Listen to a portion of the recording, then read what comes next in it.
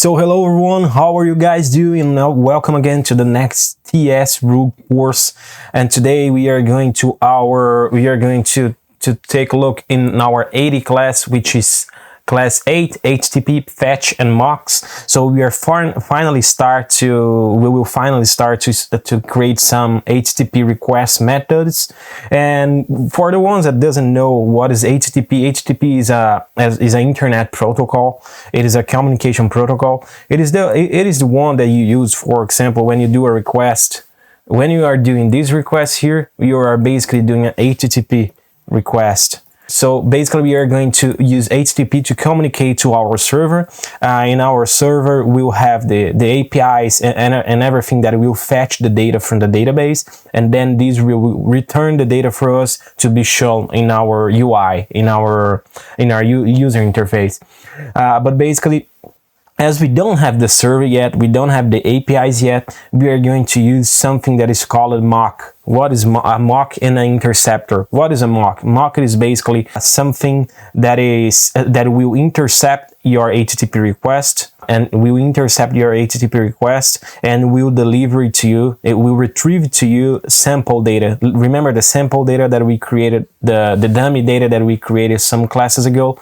We are going to use this now and with the mock. And so basically when we send a HTTP request, instead of this HTTP request going directly to the server, to our API, it will be intercepted by the mock, and the mock will respond this HTTP request instead of going directly to the server. Why we are doing this now? Because it's a good software development practice. If you are a front-end developer, it will be usual for you to do this.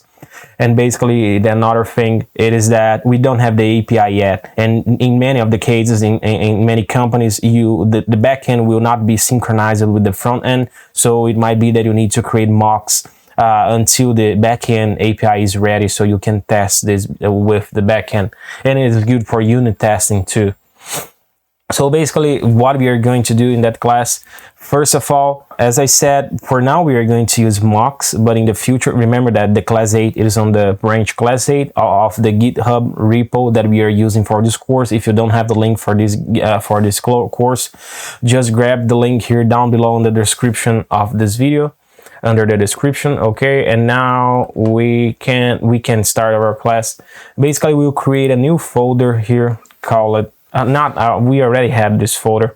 I will create a new file under this folder here, utils, call it constants, where we are going to place some constants on this cons. It will be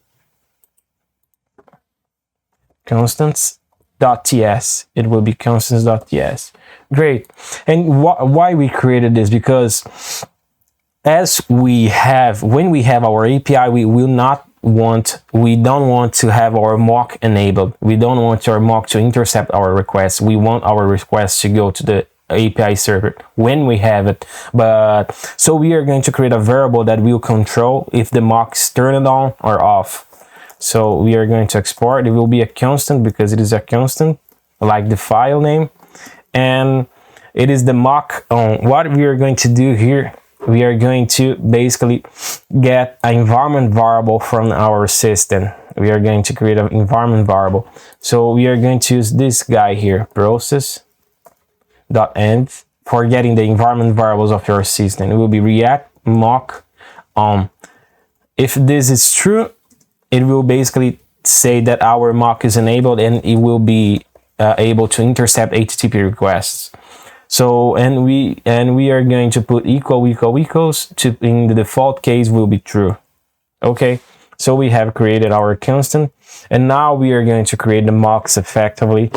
So the first thing that we are going to do, just remember, before creating the mocks, we are using this dependency here, a guy called Axios, that is already defining in dependencies, which is the library that we are using. We are going to use to help us doing fetching HTTP requests. So we are going to create a new folder here that is called services. I just created this folder, and we are going to create first a file called mock.ts. will be not mock.ts. And here we are going to start to build our mock. The first thing that we are going to do, we will import mock adapter from Axios, mock adapter. This one is we are going to use a mock adapter from Axios, and this is another library actually. We are going to import our sample customer data. Remember this that we created some classes ago from utils sample data. Okay, and then we are going to import Axios instance. This is a type actually in Axios, from Axios, and we are going to import what is Axios instance. When we are going to do HTTP requests, you need to basically configure an object that will have all the configuration about the base endpoint that you are trying to fetch the HTTP request, the port, if there are some headers for authorization, some tokens and things like that. So this is the guy that we are going to configure, and then we are going to import customer, which is our interface from our file interfaces. Great. So we are good to go to start our mock. We are going to create a function for this, which we will call it function init mock. Basically, we only need to initialize the mock one time, and then when the mock is initialized, we don't need to recreate these again. So this init mock will receive an argument that is named AccessInstance. It is from the type of that we import AccessInstance, and we return void because this is just the configuration of the mock. And basically, first things first, we are going to create our object called mock, which will be a mock adapter from the guy that we just have imported here up above. And then we are going to instantiate this. It will be mock adapter, but we need the Axios instance as an argument for this.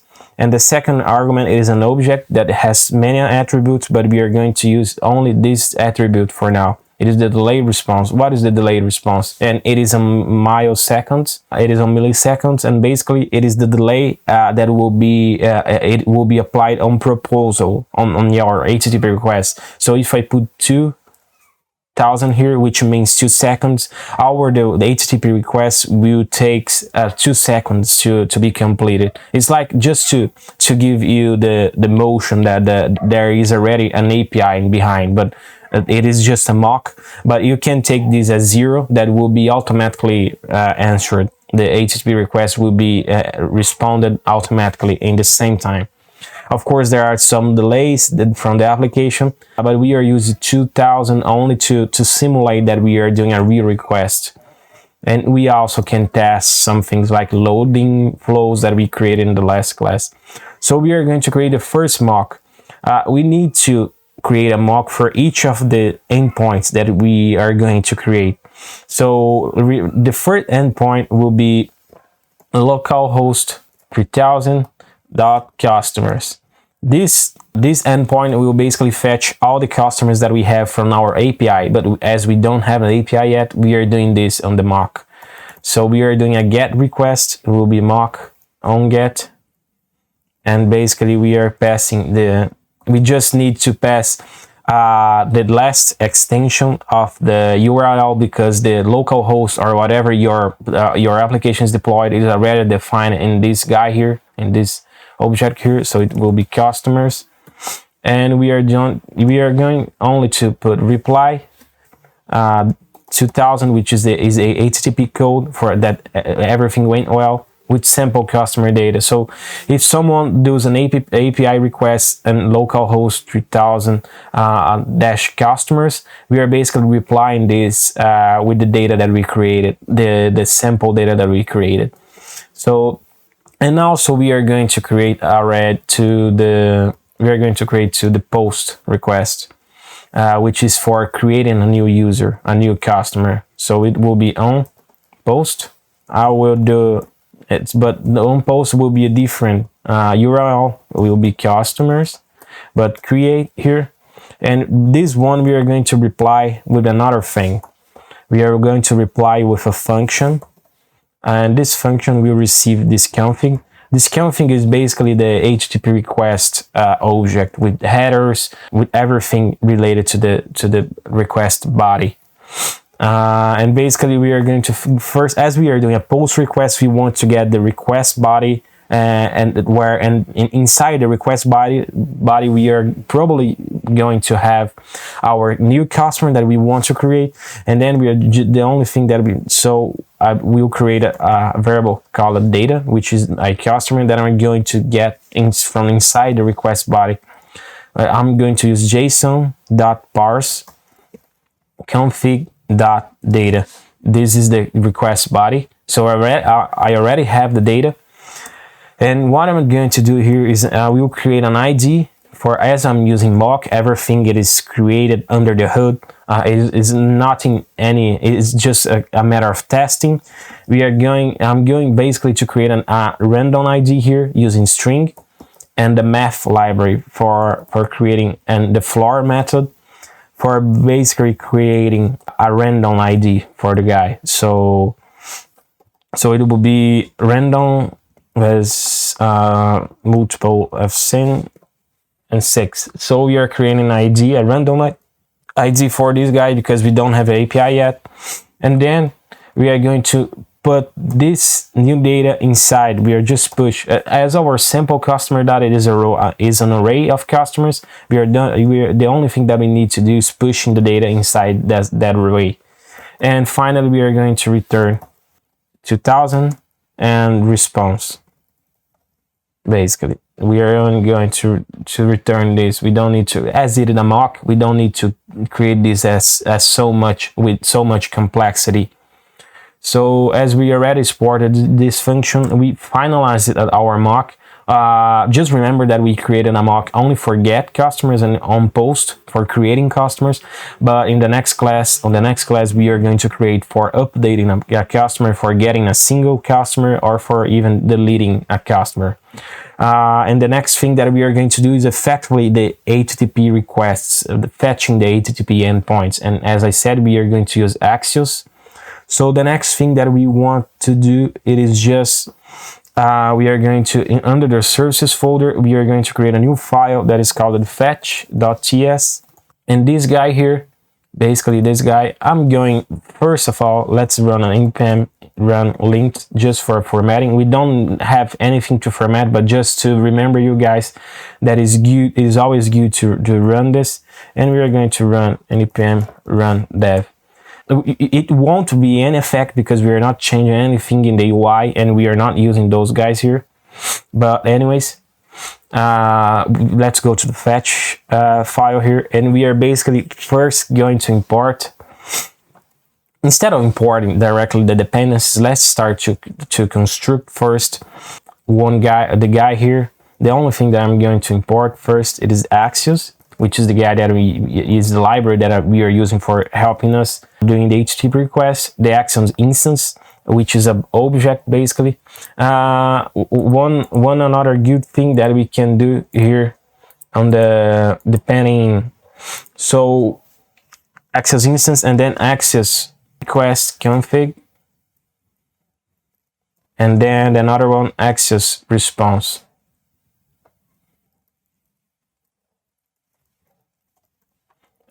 Everything from Axios, everything from this package here. Remember that we need to also import our customer, so we are going to import iCustomer from, it will be interfaces, okay. And now we are going to create our Axios instance. What is the Axios instance? It's basically an object of that type here that basically has all the configuration about where my server is located, what is the endpoint on my server, if there are some authorization rules about this. So we basically can create this, but as we are doing HTTP requests, we don't want to create this object every time we are doing HTTP requests. This would be very painful to the server. But so we are going to use a pattern, a design pattern called a singleton. If you don't know what is a singleton, it is basically in an application. Basically, it is called a singleton.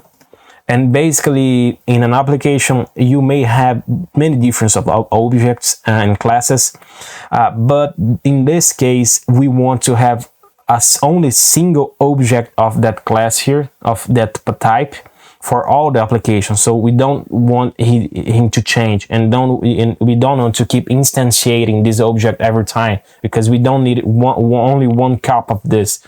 So this is the singleton pattern, design pattern. So basically, we are going to create this guy here. That's why we are creating here without outside the scope of a function or a class. In the moment, it is undefined, but we are going to create a new function called create Axios instance factory. Here we are using another design pattern that is called factory, and we are going to receive an object called Axios request config, which is the configuration of our Axios instance. Okay, and then let's just write and basically the only thing that we do here, we will return Axios and create, and this Axios create method basically returns an Axios config, and we are basically going to pass this argument here. No, not this one, but this one here. Okay, and finally, this is the function, just the factory for creating our guy, but we need to create another function that it will be called get AccessInstance, which basically will get the instance, get this guy here, get this object here, and what we are going to do inside that function is, if this object doesn't exist at all, it is undefined, we are going to use that factory to create this. But in the next time, as this object was already created, in the next time that I invoke that function here, it will just return this one that has been already created. So get Axios instance, and this will return also an Axios instance. And basically what I'm going to do here is we'll do a if clause if Axios instance, which is our guy, it is undefined, it doesn't exist, we are going to create a new one.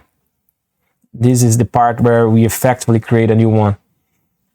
So we are going to create Axios instance will be,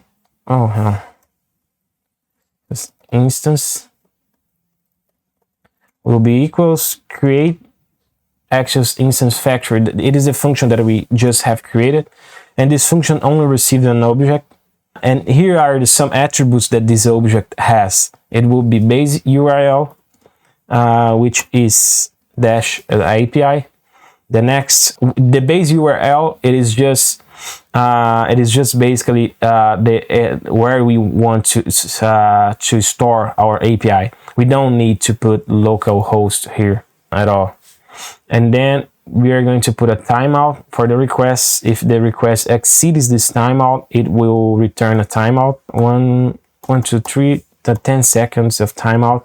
And headers for those guys will be a header called accept, which it is application dash JSON, and another header called content type